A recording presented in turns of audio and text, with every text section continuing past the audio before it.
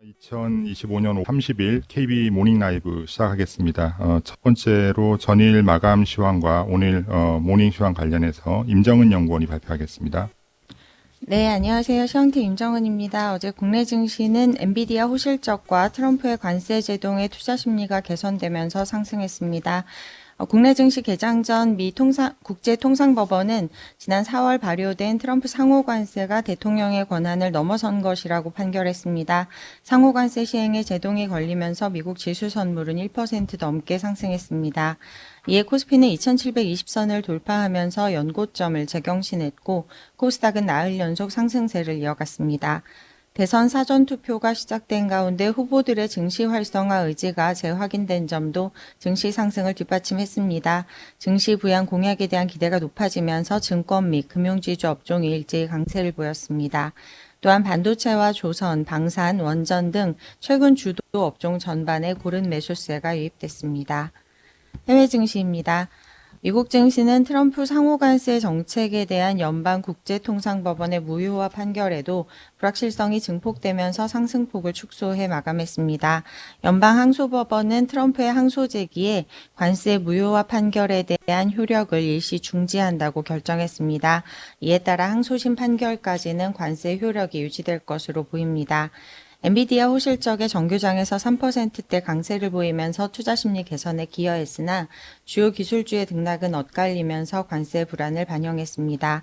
미국 10년물 국채금리는 경제지표 부진과 7년물 입찰 결과 호조에 하락했고 유가는 오펙 플러스의 추가 증산 가능성과 미국 관세 관련 소송 불확실성에 1% 넘게 하락했습니다. 관전 포인트입니다. 트럼프 행정부의 관세 정책을 둘러싼 법적 공방이 이어지면서 혼란을 가중시키고 있습니다. 한편 트럼프 대통령과 파월 의장의 백악관 회동이 있었습니다. 파월 의장은 연준이 객관적인 데이터와 자체 판단에 기반해 기준금리를 결정하겠다는 입장을 고수했습니다. 반복되는 관세 혼란과 전일 급등 부담에 국내 증시는 매물출의 가능성이 높습니다. 대선을 앞두고 증시 공약 기대감이 이어질지 관심이 모일 예정입니다. 이상입니다. 네, 다음은 주식 시황 관련된 자료입니다. 하인한 연구원이 발표합니다. 안녕하십니까. KB증권 시황 담당 하인환입니다. 오늘은 자본시장 구조 개혁과 투자 전략이라는 자료의 두 번째 내용 말씀드리겠습니다. 상법 개정에 대한 피드백에 관한 내용입니다. 올해 제가 1월과 4월 그리고 5월 자료를 통해서 이 상법 개정과 관련된 내용들을 계속 다루고 있습니다. 그리고 이 자료를 통해서 투자자들과의 세미나를 통해서 받았던 피드백을 정리하면 세 가지 정도로 요약해 볼 수가 있겠습니다. 첫 번째는 굉장히 중요한 변화인 것은 인지하고 있지만 세부 내용들에 대해서 분석이 여전히 본격화하고 있지 않다라는 것입니다. 분석의 관점에서는 여전히 후순위에 있다라고 보시면 되겠습니다. 두 번째는 분석의 방법론이 주로 한 가지에 집중이 되어 있는데 경영권 분쟁에 타깃이 될 만한 기업들을 찾는 것입니다. 즉 최대 주주 지분율이 낮고 현금을 많이 보유하고 있거나 현금흐름이 좋은 것이 주요 조건입니다. 그리고 세 번째는 1차적인 접근은 주로 지주사인데 하지만 지주사 내에서도 저는 선별이 필요하고 또 2차적인 접근을 통해서 투자 전략을 다변화할 수 있다라고 생각을 합니다. 그래서 이번 자료의 목적은 두 가지입니다. 첫 번째는 상법 개정과 관련해서 주요하게 고려되고 있는 변경 사항들에 대한 자세한 내용을 이해하는 것. 그리고 두 번째는 투자 전략으로 연결시키는 방법을 다변화하는 것입니다. 상법 개정과 관련된 자세한 변경 사항들은 제가 이 자료에 자세하게 정리를 해뒀으니까 참고해 보시면 될 것 같습니다. 오늘은 시간 관계상 투자 전략 쪽으로만 좀 말씀을 드리면은 투자 전략은 세 가지로 나눠볼 수가 있겠습니다. 첫 번째는 말씀드린 1차적인 접근, 즉 지주사에 대한 관심을 높여야 하는 것인데 저는 여기서도 특히 종목 선별이 중요하다라고 생각을 합니다. 왜냐하면 지주 업종이라고 하는 것은 하나의 업종으로 분류되긴 하지만 각 기업마다 사업과 지배 구조가 완전히 다르기 때문에 우리가 흔히 방산이나 조선, 원전 이런 업종을 보는 것과는 크게 봐야 하는 업종이기 때문입니다. 그래서 코리아 금융 빅뱅 1월에 썼던 자료를 통해서 몇몇 종목들을 제시를 해왔었고요. 또 저희 지주 담당 박건영 애널리스트가 관련해서 계속 대응을 하고 있는 중이니까 참고해 보시면 좋을 것 같습니다. 그리고 두 번째는 증권 업종입니다. 경영권 분쟁의 사례가 점점 더 많아지는 분위기이고, 그런 분위기에서 경영권 분쟁의 타깃이 되는 기업을 찾자라는 관심을 많이 갖게 된다면은 사실 그 과정에서 돈을 버는 기업도 저는 볼 필요가 있다라고 생각을 합니다. 증권사 IB가 그런 예가 될 수 있다라고 생각을 하고요. 1980년대 미국의 적대적인 M&A 붐 속에서 골드만삭스가 그렇게 성장했던 사례를 참고할 수가 있겠습니다. 마지막으로 세 번째는 이 상법 개정이 법안이 통과되느냐 되지 않느냐 만큼 중요한 게 저는 사회적인 분위기 변화라고 생각을 합니다. 이미 작년부터 밸류 프로그램 그리고 또 올해는 상법 개정에 대한 논의들이 매우 활발하게 진행이 되면서 우리 주식 투자자들이 이 지배구조 개선에 대한 분위기 자체가 상당히 많이 변하고 있습니다. 이런 사회적인 분위기가 변화한다면은 간접적으로 기업들에게 사회적인 압박으로 작용할 수 있다라고 생각을 하고요. 기업들 중에서도 주주들이 곧 소비자가 될 수 있는 B2C 기업들이 저는 더 먼저 반응할 것이다라고 생각을 합니다. 한 예로 최근 유통주들이 강세를 보였었는데 소비가 정말 좋았냐 보다는 저는 대부분의 그런 유통주들이 주주환원 계획을 발표했었다라는 점을 주목할 필요가 있다라고 말씀드리겠습니다. 이상입니다. 네, 다음은 KB BOK 와치 자료 관련해서 임재균 연구원이 발표하겠습니다. 예, 안녕하십니까. 작가팀 임재규입니다. 어제 금통이 있었는데요. 이에 대한 내용 말씀드리도록 하겠습니다. 한국은행은 시장과 KB증권 예상과 같이 5월 금통에서 기준금리를 2.75에서 2.5%로 인하를 했습니다. 만장일치 결정이었습니다. 금리를 인하한 주된 요인은 경기 대응이었습니다. 이번에 발표된 수정 전망에서 올해 성장률을 0.8%로 기존 1.5% 대비 큰 폭으로 하향 조정을 했습니다. 성장률 하향 조정된 것에 대해서 한은총재는 건설 경기가 마이너스 0.4%포인트, 소비가 마이너스 0.15%, 수출이 마이너스 0.2%포인트 기여를 했다라고 언급을 했습니다. 5월 인하는 기정사실처럼 여겨졌던 만큼 관심은 향후 인하 폭이었는데요. 포워드 가이던스에서 2명은 3개월 내 동결, 4명은 금리 인하를 제시했으며 하는 총재도 2월 금통위 대비 인하 폭이 더 커질 수 있는 가능성을 언급을 했습니다. 다만 성장률에 대해서 상하방 불확실성이 높다라고 언급을 했는데 이에 대해 관세 정책, 새 정부의 경제 정책 그리고 금리 인하 효과 등을 언급을 했습니다.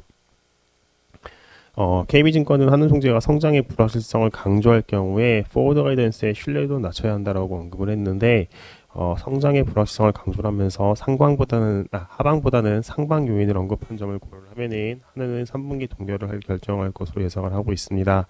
하는의 추가 인하 시점은 4분기로 전망을 합니다. 작년 말부터 국고 금리는 경기 부진과 이에 따른 금리 인하로 기대로 하락을 했습니다. 성장은 부진하지만은 최근 성장률 전망치가 바닥을 다진 점을 고려하면은 저희는 금리의 저점은 이미 확인한 것으로 판단을 하고 있습니다. 더욱이 하는 총재는 당분간 기준금리가 2%를 하회할 가능성을 기대하지 말라고 언급을 했습니다. 이로 인해서 시장은 최종 기준금리 2%에 대한 전망을 높여하게 했지만은 성장의 상방 요인에 대해 다소 언급한 점 그리고 현재 통화 정책이 더 이상 긴축적이지 않다라고 언급하면서 유동성이 풍부한 상황에서 기준금리를 빠르게 인하할 경우 부동산 등 자산 가격이 상승할 리스크를 수차례 언급했습니다. 이를 고려하면은 2%까지 가는 속도는 시장이 생각보다 더딜 것으로 예상을 하고 있고요.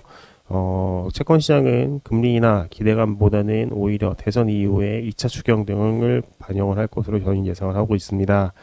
대선 이후 2차 추경과 그에 따른 수급 우려만으로도 금리는 반등하면서 베어 스팁이 될 것으로 예상을 하고 있습니다. 이상입니다.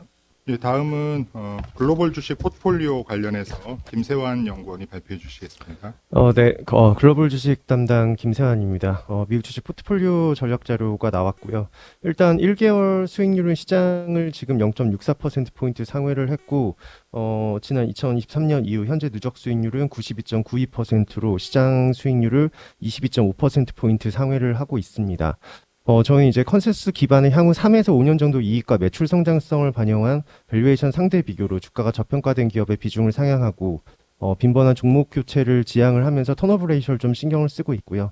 장기적으로 이익 성장이 나타나고 있는 기업의 비중을 높여서 초과 성과를 달성하는 전략을 가져가고 있습니다. 현재 지금 이 포트폴리오는 압축 포트폴리오로 종목은 한 23개 정도 들어가 있고요. 액티브 레이쇼가 한 63%, 그리고 장기 이익 성장성과 ROE가 굉장히 좀 높은 종목들로 골라서 이익 성장성을 반영한 멀티플도 낮은, 그래서 성장성을 조금 초점을 둔 성장주 위주로 꾸려서 지금 현재 운용을 하고 있습니다. 저희는 이번에 이제 반도체와 헬스케어 쪽을 확대를 하고 있는데, 일단 확실히 이제 12개월 선행 기준으로 투하자본 대비 이익과 주가를 반영 시에는 S&P 500과 IT 섹터의 인공지능 프리미엄 주가는 이미 조금 사라졌고 적정 주가 수준으로 돌아왔다고 판단을 하고 있습니다. 그렇기 때문에 특히 반도체 같은 경우는 오히려 이제 이익 수준보다 주가가 더 많이 빠져서 낙폭과대 구간이 저희는 나타났다고 보고 있습니다.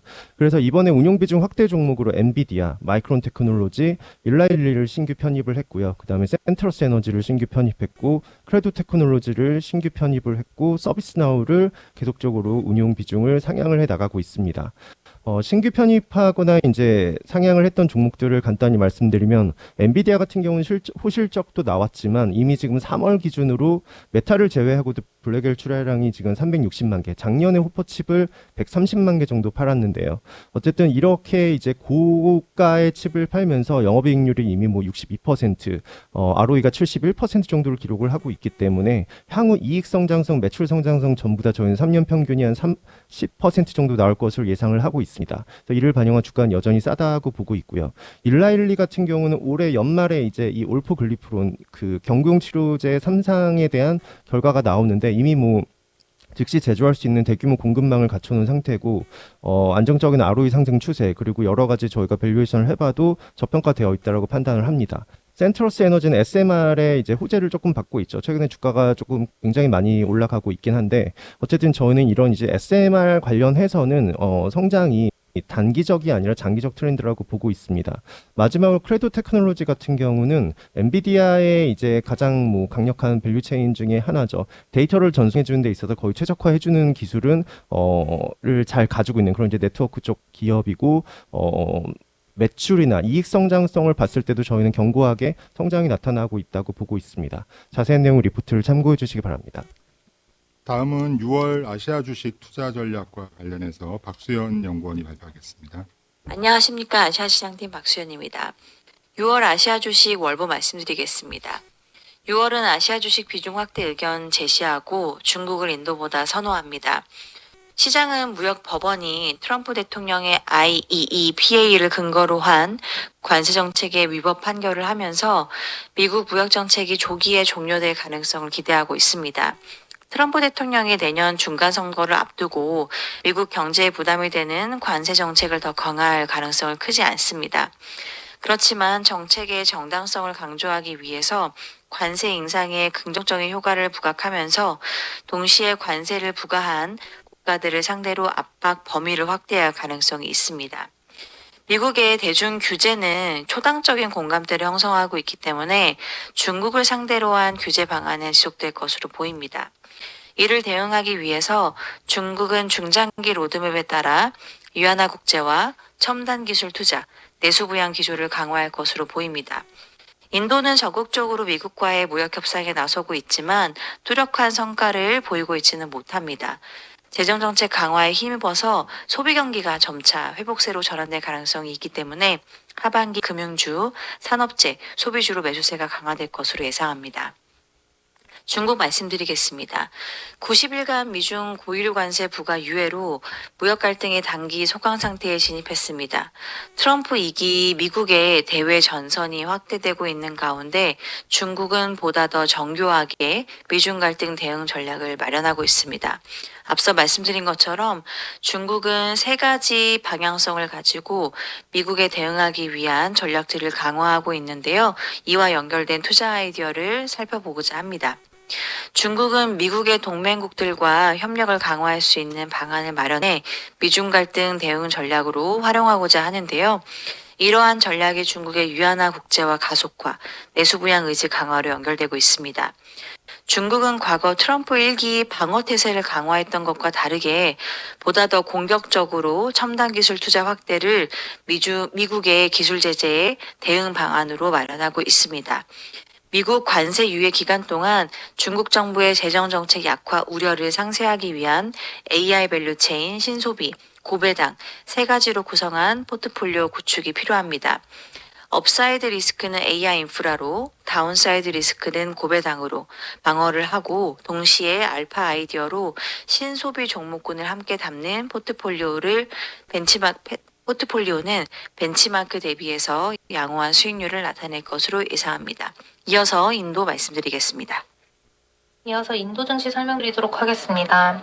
6월 인도 증시는 미국과의 무역 협상 진전 상황에 민감하게 반응할 것으로 보여 변동성을 동반한 횡보세가 지속될 전망입니다. 그 이유는 최근 인도 기업들의 미국 수주가 크게 증가했는데 이는 무역 협정이 기업들에게 미치는 영향력이 확대되었기 때문입니다. 다만 글로벌 기업들은 무역 협상 결과와 무관하게 인도 공급망 이전 검토가 지속되고 있어서 인도의 FDI 유입 흐름은 이어질 전망입니다. 한편 인도 경제는 세 가지 요인으로 완만한 경기 개선세가 나타날 것으로 예상하는데요. 첫 번째는 인도 중앙은행인 RBI의 잉여금 이관으로 재정 정책이 강화될 것이라는 점입니다. 두 번째는 인도 정부가 실업률을 월간으로 발표하기 시작을 하면서 적극적으로 경기 변화에 대응할 의지를 보였다는 점입니다. 마지막은 우기인, 몬순 시즌의 양호한 강우량이 예상되고 있어서 농촌 소비가 안정화될 것이라는 점이 경기 회복에 긍정적으로 작용할 것으로 보고 있습니다. 하반기 경기 회복세가 이어지면서 금융주, 산업재, 소비주 순으로 매수세가 강화될 전망이고요. 단기 투자 전략으로는 산업재 비중이 높고 밸류에이션이 저평가 구간에 진입한 중형주 비중 확대를 권고하고 있습니다. 감사합니다. 예, 다음은 ETF 관련된 자료입니다. 박유한 연구원이 발표합니다. 네, 안녕하세요. 2월 이후 트럼프 정부의 관세 정책 불확실성이 시장 등락을 좌우하고 있는 양상입니다. 관세에 대한 부정적인 뉴스가 시장 하락을 유발한 뒤에 이에 대한 유예 또는 완화 조치가 발표되며 증시가 반등하는 흐름이 지속적으로 나타나고 있습니다. 이로 인해 사실 현재 관세에 대한 우려가 일부 해소되었음에도 불구하고 불확실성이 완전히 해소되지 않는 점이 펀더멘털 회복에 기반한 증시 상승세의 걸림돌로 작용하고 있습니다. 사실 이미 S&P 500 지수의 12개월 선행 EPS는 상승 중이며 2025년 EPS 이익 수정 비율이 올해 처음으로 양의 영역에 진입했다는 점은 펀더멘털 회복이 이미 나타나고 있다라고 판단이 됩니다. 시장 전반은 이제 사실 관세 이슈에 좌우되고 있지만 개별 종목은 사실 지금 추세를 따라서 가격이 움직이고 있습니다. 미국 상장 주식형 ETF 약 2,443개의 가격 흐름을 연초 이후 월별로 나누어서 살펴본 결과 전월 상승 종목의 강세 현상이 차월에도 대체로 지속되는 것으로 나타났습니다. 특히 이제 관세 이슈가 부각되기 시작했던 2월 ETF 가격 등락률을 이제 5분위로 나누어 살펴보면 2월 가격 상승률이 높은 그룹에 해당하는 1분위수의 3월 평균 가격 등락률이 높게 나타나는 경향을 살펴볼 수 있습니다. 그리고 이제 5분위수로 갈수록 대체로 비례하게 3월 평균 가격 등락률이 약한 모습을 확인할 수 있습니다. 2월뿐만 아니라 3월과 4월 그리고 현재까지 이와 같은 패턴이 반복되는 것을 확인할 수 있는데요. 이제 이와 같이 개별 종목의 추세 현상이 지속되는 이유로는 첫 번째로 이제 관세 불확실성이 지속적으로 시장에 영향을 미치고 있다는 점, 그리고 이에 트럼프 행정부의 강력한 정책적 추진력의 수혜를 받는 업종이 상대적으로 돋보이면서 기대감이 형성되고 추가 상승으로 이어진다는 점, 그리고 이제 마지막으로 이제 양호한 실적이 발표된 종목들의 이익 추정치가 다시 상향되면서 이익 모멘텀이 연장된다는 점 등이 있습니다. 트럼프 1기 때 지금과 같이 이제 미중 관세 90일 유예가 선포되었던 2019년에도 위와 동일한 이유로 추세 추종 전략이 유효하게 나타났습니다. 3개월이 조금 넘는 해당 기간 동안 이제 가격 상승 상위 ETF를 보면 반도체를 비롯한 기술과 방산 그리고 추세 추종 전략을 구사하는 모멘텀 ETF가 다수를 차지했습니다. 모멘텀 ETF는 사실 이제 트럼프의 미중 협상의 결렬 선언하고 이제 시장이 급락세로 돌아섰을 시기에도 수익률 방어력이 높게 나타나는 점이 특징입니다. 이제 현 시점에 주목해 볼 만한 모멘텀 ETF로는 이제 MTUM과 SPMO가 있습니다. 구성 상위 종목이 조금 다르기는 한데요. 자세한 내용은 보고서 참조 부탁드립니다. 감사합니다.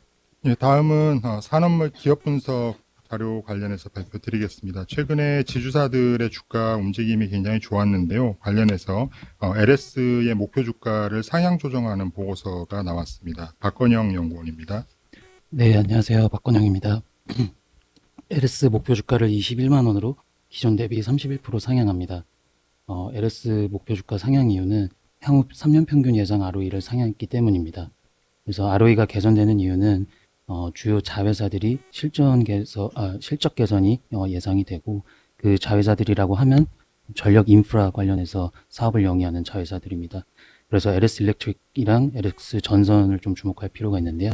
LS 일렉트릭의 경우에는 고객사 확대 그리고 캐파 증설 효과가 나타날 것으로 예상이 되고요. LS 전선 또한 고부가 제품인 해저 케이블 매출이 증가함에 따라서 전체적인 수익성 개선이 전망이 됩니다. 그리고 LS 일렉과 마찬가지로 캐파 증설 효과가 2026년부터 본격적으로 매출에 반영될 것으로 예상되기 때문에 이 두 회사의 실적 개선이 예상이 됩니다. 그래서 결과적으로 최근 지주회사 주가가 굉장히 많이 오르고 있는데요. 저희는 정책 기대감이 가장 큰 거라고 판단이 됩니다. 따라서 향후에 이런 정책적 제도가 정비가 되고 중장기적으로 지주회사가 주주 환원 그리고 기업가치 제고를 확대를 하면 그동안 항상 고민이었던 NAV 디스카운트가 축소된과 동시에 주가 상승은 시작에 불과하다고 전망을 합니다. 결국 이거를 대응하기 위해서 저희는 기존의 보고서를 작성을 했고요. 지주회사 스크리닝 투자 전략을 제시를 했습니다. 주요 살펴봐야 될 요소는 두 가지인데, 지주회사의 주요 자회사가 실적 개선이 진행이 되고 동시에 총수율과 지분율이랑 주주 환원율을 고려해서 최선호 종목을 선정을 했습니다. 결과적으로 이 해당 요소에 해당되는 지주회사는 저희는 LS라고 판단이 되고 이에 따라서 LS를 지주회사 최선호 종목으로 선정을 했습니다. 이상입니다. 다음은 SK 오션플랜트와 동국 SNC에 대한 업데이트 보고서입니다. 정혜정 연구원이 발표하겠습니다. 네, 안녕하세요. 유틸리티 담당 정혜정입니다. 풍력 관련주에 대한 업데이트 리포트를 작성을 했습니다. 우선 SK 오션플랜트부터 말씀드리겠습니다. SK 오션플랜트에 대해서 목표 주가를 23,000원으로 15% 상향 조정하고 투자 의견 바이를 유지합니다. 목표 주가를 상향 조정한 것은 대만과 국내의 해상풍력 프로젝트가 재개되고 맥이 하락한 것을 반영했기 때문입니다. SK 오션플랜트의 25년 매출액은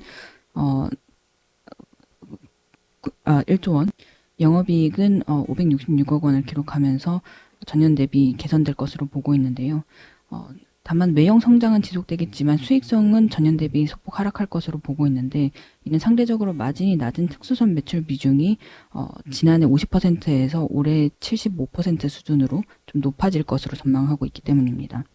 다만 그간 금리 상승 및 글로벌 공급망 불확실성 등으로 인해서 지연되었던 국내외 해상풍력 프로젝트의 발주가 다시 재개되면서 중장기적으로는 매출 믹스 개선으로 이어질 것으로 보고 있습니다. 대만의 경우 올해 하반기 중에 웨이란하이와 팽미아오의 추가 업스코핑 발주가 나올 것으로 전망되고 있고, 국내에서도 그간 PPA 계약 지연 등으로 인해서 좀 지연되고 있던 안마 해상풍력과 완도금일 해상풍력의 풍력 프로젝트도 올해 중으로는 발주가 나올 것으로 보입니다. 이에 따라서 축소되던 해상풍력 수주 잔고가 올해 말에는 9천억 원 수준까지 회복될 것으로 기대합니다. 한편 SK 오션플랜트는 특수선 제작 경험을 바탕으로 MRO 사업으로의 진출도 이제 도모를 하고 있는데요. 2026년까지 미 함정에 대한 유지보수 정비 협약 취득을 목표로 절차를 진행 중에 있습니다. MRO 사업은 수익성이 그렇게 높은 사업은 아니지만 SK 오션플랜트에 대해서는 해상풍력 구조물 캐파를 줄이지 않으면서 이번에 이미 보유한 신규 야드를 더 활용할 수 있다는 점에서 중장기적으로는 자산 회전율을 높이는 데 기여할 것으로 판단합니다. 이어서 동국 SNC 말씀드리겠습니다. 동국 SNC에 대해서 목표 주가 2,600원을 유지하고 투자 의견은 홀드를 유지합니다. 동국 SNC의 매출액은 2025년 1,200억 원, 영업이익은 116억 원을 기록하면서 전년 대비로는 개선될 것으로 전망하고 있습니다. 다만 상반기 중에 윈드타워 부문의 신규 수주가 지연됨에 따라 상고하저의 경향성을 보일 것으로 보고 있는데요. 윈드타워의 수주 잔고는 지난해 말 745억 원 수준에서 올해 1분기 말 412억 원까지 축소가 되었습니다. 이는 연초 트럼프 대통령의 당선 이후 에너지 정책의 방향성이 바뀌면서 주요 시장인 미국에서의 풍력 업황 둔화로 인해서 상반기 수주 부진이 불가피했기 때문인데요. 통상적으로 풍력 타워는 수주 2, 4분기 내에 매출 인식이 이루어지는데 이번에 상반기의 수주 부진은 하반기부터 이제 매출의 축소에 영향을 미칠 전망입니다. 지난해 동국 SNC의 풍력 타워 매출 중 74%가 미국향 수출에서 발생을 했는데요. 그렇기 때문에 향후 수주 잔고와 실적 회복을 위해서는 미국 풍력 시장의 개선이 필수적입니다. 트럼프 대통령은 이제 연초 이후 해상 풍력 발전소에 대한 허가를 일시 중단하는 등 여전히 풍력 발전에 대해서 비우호적인 정책을 취하고 있는 점이 가장 큰 리스크 요인이지만 그래도 동국 SNC의 주력 상품인 육상 풍력 캐파는 천천히 확대되고 있는 상황이고 수출 경쟁국인 멕시코와 캐나다 등과 비교해 적용되는 관세가 상대적으로 낮아진 점은 하반기 추가 수주에 좀 긍정적인 포인트라고 볼 수 있겠습니다. 이상입니다. 다음은 사막 콘덴서 관련된 업데이트 자료입니다. 목표 주가를 하향 조정했는데요. 그럼에도 불구하고 투자 의견은 기존의 매수를 유지하겠다는 보고서입니다. 이창민 연구원이 발표합니다. IT에너지 이창민입니다. 사막콘에서 투자 의견 바이 유지하지만 목표 주가 34,000원으로 19% 하향 조정했습니다. 전일 종가 기준 상승 39% 수준이기 때문에 투자 의견 바이 유지하도록 하겠습니다. 1분기 실적은 영업이익 48억 원 기록을 해서 영업이익률 6.6% 컨센서스를 하회했습니다. 중국 완성차향 전력용 MLCC 그리고 태양광, 풍력 등 신재생 에너지향 산업용 MLCC 매출 성장 긍정적이었지만 IT 디바이스 수요 둔화로 메모리 반도체형 MLCC 판매 부진 지속되고 있고 FC 사업부가 마진이 좋은데 이쪽 매출도 일시적으로 하락해서 수익성에 악영향을 미쳤습니다. 2분기 영업이익률은 7.9%로 개선될 것으로 추정이 되는데요. 일단 계절적 성수기 효과로 IT향 MLC 수요가 소폭 개선 전망되고 있고 FC 사업부도 일시적 매출 하락이었던 만큼 다시 회복이 될 것으로 기대하고 있기 때문입니다. IT향 MLCC 업황의 더딘 회복으로 실적 개선 속도 당분간 제한적일 것으로 전망을 하고 있습니다. 하지만 주요국 금리 인하 추세가 지속이 되고 있기 때문에 연말 연초를 기점으로 소비 심리 회복 예상되는 점은 수동부품 수요에 긍정적으로 작용할 것으로 전망하고 있고요. 또한 이제 AI나 전기차 등이 확산되면서 전력 인프라 투자가 확대되고 있는데 이에 따른 전력용 MLC 수요의 빠른 성장도 기대돼서 긍정적인 투자 의견 유지하도록 하겠습니다. 이상입니다. 네, 다음은 오늘 마지막 자료입니다. 선진 뷰티 사이언스라고 하는 종목에 대한 보고서인데요. 성현동 연구원이 발표하겠습니다. 네, 안녕하세요. 선진 뷰티 사이언스 말씀드리겠습니다. 선진 뷰티 사이언스는 이제 마이크로비드나 자외선 차단 소재 같은 화장품 소재를 전문으로 생산을 하고 있고요. 1분기 기준으로 매출의 4분의 3가량이 이제 수출에서 발생을 하고 있습니다. 샤넬과 로레알, LVMH 같은 서구권 고객뿐만 아니고 중국 상위 업체들을 이미 고객으로 확보를 하고 있고요. 올해 1분기 실적은 매출액 225억 원, 영업이익 37억 원을 기록을 했습니다. 영업이익이 다소 부진했는데요. 이는 이제 하반기에 ODM 공장 램프업을 앞두고 판관비가 좀 증가하면서 이익이 다소 부진했습니다. 향후 체크 포인트는 이제 수직 통합 뷰티 플랫폼을 완성했다라는 점을 보실 수 있는데요. 이제 원료와 생산 그리고 임상시험 연구까지 모두 갖추게 됩니다. 그래서 주력 사업인 화장품 소재는 이제 2020년 300억 원 규모의 매출에서 작년에는 563억 원까지 성장을 했고요. 신제품들이 지속적으로 출시가 되고 있습니다. 두 번째로는 이제 생산 관련된 부분인데요. 2019년에 장항에 스마트 팩토리를 완성을 했고 이 스마트 공장 가동 이후에는 매출액 레벨업과 매출 원가율 하락이 동시에 나타나고 있습니다. 올해 하반기에는 연간 500억 캐파의 ODM 공장 가동이 예정되어 있습니다. 그리고 마지막으로는 이제 피부 임상 시험 사업을 운영을 하기 시작을 했고요. 피부와 관련된 화장품부터 홈뷰티 디바이스 그리고 건강기능식품까지 다양한 분야에서 안전성과 유효성을 검증하는 비즈니스까지 갖추고 있습니다. 자세한 내용은 보고서 참고 부탁드리겠습니다. 네, 이것으로 2025년 5월 30일 금요일 KB 모닝 라이브를 모두 마치도록 하겠습니다. 즐거운 주말 되시기 바랍니다. 감사합니다.